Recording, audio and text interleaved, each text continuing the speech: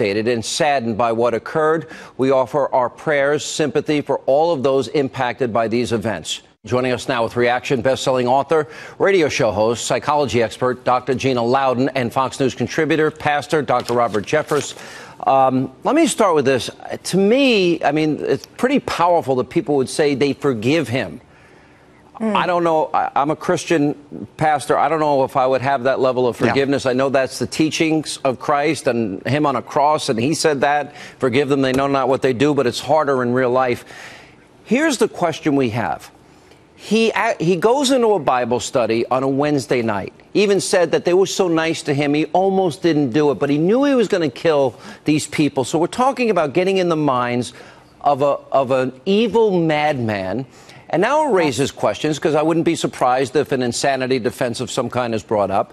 He walks in, sits there for an hour with the intention of killing them. Then he wipes them out one after another, lets one survivor go to tell the world in all of this. Dr. Jeffress, are we dealing with evil? Are we dealing with a chemical imbalance? Is this a psychiatric issue? He had indicated both on Facebook and to his friends that he had this intention. He had these evil racist beliefs. What are we dealing with here if we're going to get to the bottom of this? Look, over the last few days, people have been trying to attribute these heinous acts to everything from insufficient gun laws to Fox News. But the real issue here is evil, or what the Bible calls sin, that lurks in every human heart. And you know, when Dylan says he was surprised at how kind these people were, it made me wonder, Sean, if he had ever been in a church before, if his parents had ever taken him to church, or it was ever a part of his life. You know, every parent's first responsibility is to teach his child that there is a God to whom he's accountable, and that God has certain commands that we're obligated to obey. And unfortunately here, it looks like that wasn't a part of Dylan's life, and that is a real tragedy. All right, Dr. Loudon, let me go to your part. Now, we have all these past incidents where Columbine, EARUER, for example, Sandy Hook. Later on, we find out that these kids are on psychotropic drugs. Some people make a connection. There was an arrest, we believe, for Suboxone, which is an opiate substitute that in and of itself can be addictive and has properties that some people act out this way by using the drug. Do you believe evil's a factor? Is this biochemical in nature? Is this somebody that we should have realized early on based on his Facebook postings and rantings and ravings to family? Did they have an obligation to tell authorities? How do you see the mind of a madman here?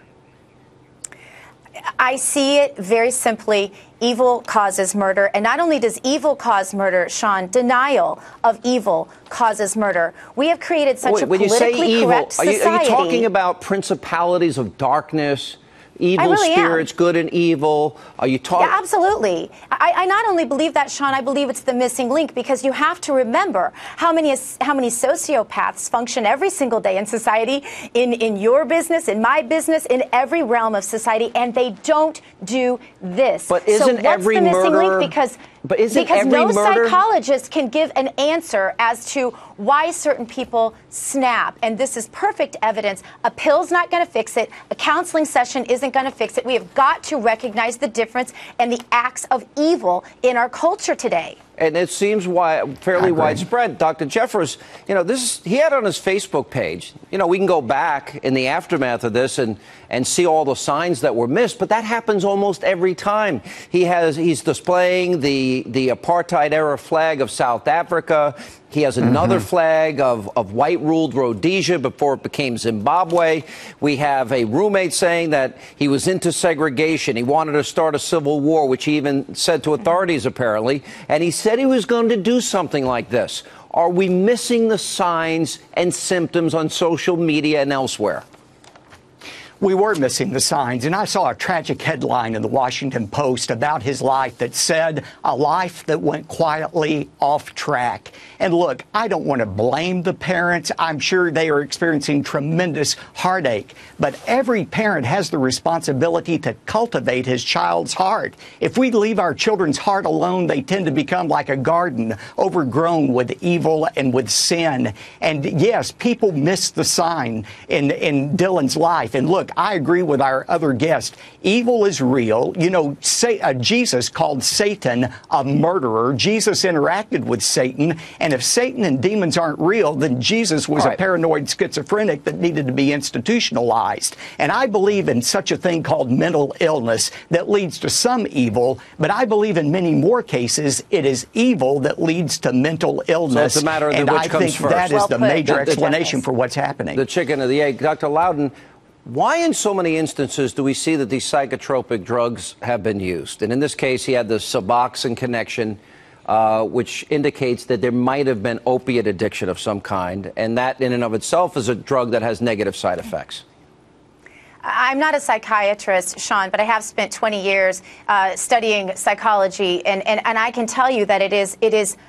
I would say, Sean, that really the denial of evil in our culture has led to this more than any other factor. If you just look at the statement from his friend, Mr. Taylor, he says he knew that he was threatening all of these things. He had a plan, told people he was going to do this, Sean, but his friend's response, I don't judge people, so I didn't tell anyone. Sean, it is that political correctness that has caused this. But do we have to look at these medications? Do we have to look at how we're treating people that are showing signs that they're not coping properly in life?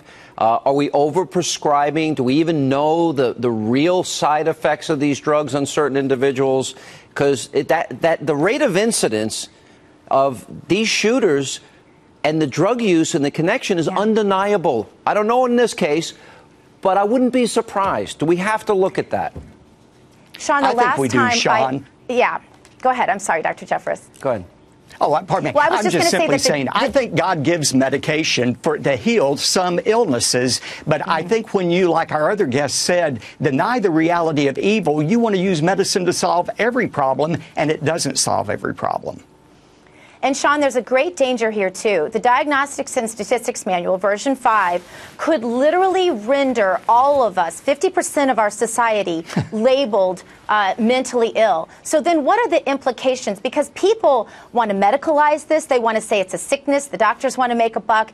They want to psychologize this. The psychologists and the mental health professionals want to say they can solve it. And they want to politicize this. Let's not forget that Soros has put a lot of money into the politicization of these instances, Sean, when in reality, we don't have the answers. And so since we don't have the answers, why can we not recognize as a culture that the separation of God from our society isn't working and needs to change? All right, guys, we're going to leave it right